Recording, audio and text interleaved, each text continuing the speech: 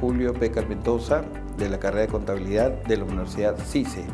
Vamos a hablar en este momento con respecto a los delitos tributarios en la ética del contador público.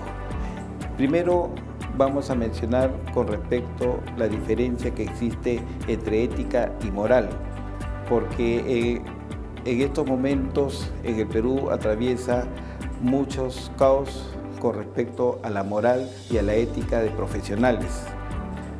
Por lo tanto, vamos a mencionar lo que se refiere ética. La ética es la parte externa, es la parte que se da a la sociedad, mientras que la moral es la parte interna, la parte que va hacia Dios. En la antigua Roma, muchos se confundían con respecto a la ética y la moral. Hoy lo tenemos bien claro, bien definido qué cosa es ética y qué cosa es moral. Podemos entender como ética del contador porque tenemos unas reglas, unas normas en el Colegio de Contadores y estas reglas se tienen que cumplir, si no nosotros vamos a ser sancionados, inclusive expulsados del colegio. La moral, el interno, es quizá nosotros vemos en los dibujos cuando un angelito se presenta y un diablito en los hombros de cada uno de nosotros y nos dice lo que está bueno o lo que está malo. Nosotros tenemos que ir siempre por la parte de la moral, la parte buena. Vamos a hablar con respecto ahora también, vamos a hablar con lo que se refiere a lo que es el decreto legislativo 813 y vamos a hacer una comparación con el decreto legislativo 1114. El decreto legislativo 813 habla con respecto a las acciones penales que existen contra los contadores y también contra los representantes de las empresas. El decreto legislativo 1114 se refiere específicamente a las modificaciones que ha habido con respecto al decreto legislativo 813. Por ejemplo, vamos a hablar lo que se refiere a lo que son las sanciones. Actualmente en el Perú se está atravesando un caos de infracciones, mejor dicho, ya no de infracciones, sino de delitos. Estos delitos se refieren específicamente a la evasión tributaria, porque existen empresas, fábricas que producen facturas y estas facturas las venden. ¿Para qué? ¿Para qué las venden? Para poder deducir, bajar el impuesto. Se está tratando con el decreto legislativo 1114 evitar y sancionar a estos malos contribuyentes. También vamos a hablar con respecto a lo que es la insolvencia. Muchas empresas, muchas personas naturales hacen parecer ante la SUNAT que son insolventes. ¿Para qué? Para evitar el pago de los tributos. Por lo tanto, esta insolvencia, entre comillas, que estas personas naturales o jurídicas están asumiendo, también van a ser sancionados con pena privativa de la libertad.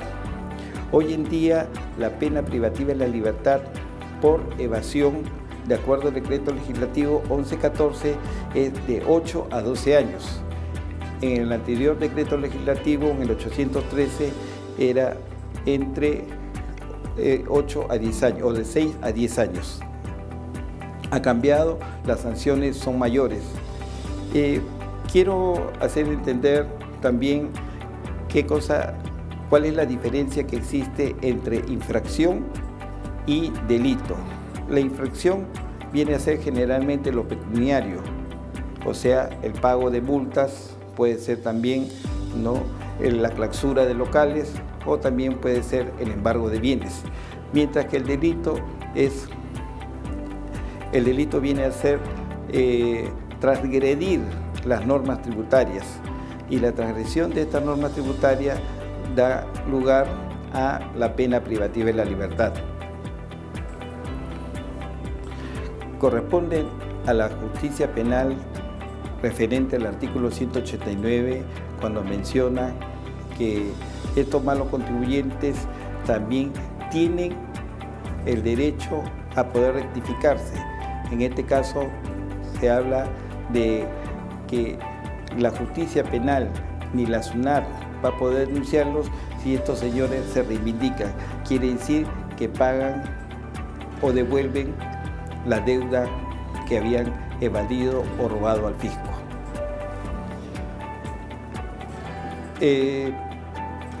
Esto se refiere, entonces este artículo 189 se refiere exclusivamente que estos malos contribuyentes pueden reivindicarse devolviendo el dinero robado al Estado. Bien. Tenemos también el artículo 192, en el cual señala que cualquier persona natural puede también denunciar a estos malos contribuyentes. También se refiere que los trabajadores de SUNAT también tienen el derecho a poder denunciar a estos malos contribuyentes. Todas estas, vamos a mencionar infracciones, bueno, no exactamente infracciones, sino delitos tributarios, porque si nosotros hablamos de infracciones, ya hemos mencionado que son pecuniarias, pero en cambio el delito ya es pena privativa de la libertad. Sin embargo, una infracción se puede convertir en delito. ¿De qué manera? Cuando un contribuyente deja de presentar su declaración jurada mensual, esa es una infracción. Si al siguiente mes deja de presentar su declaración jurada mensual, sigue siendo una infracción. Pero si este contribuyente deja de presentar su declaración jurada durante un año, entonces estamos hablando de un delito, está evadiendo. Entonces esto ya no viene a ser una infracción, sino un delito tributario. La administración tributaria, de constatar el hecho en presunciones de estos delitos, entonces tiene el deber del derecho de denunciar ante el Ministerio Público.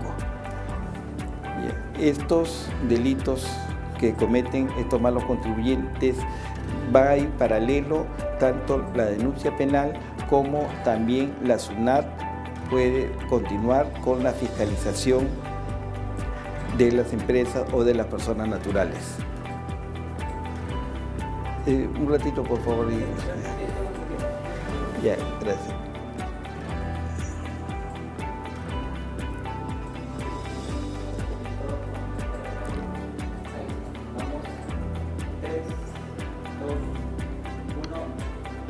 En los casos de iniciarse el proceso penal, entonces el juez encargado o el juez especialista, él tendrá que disponer el informe a la Fiscalía.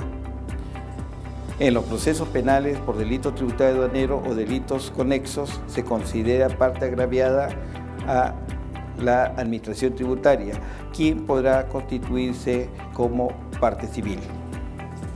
Bueno, podemos mencionar que este es un resumen de los casos de delitos tributarios y sanciones que van a tener los malos contribuyentes. Podemos concluir que las penas privativas de la libertad en caso de estos delitos tributarios han aumentado y son más sancionadoras. Quiere decir que la pena privativa de la libertad va a ser mayor con respecto al decreto legislativo 813. Gracias.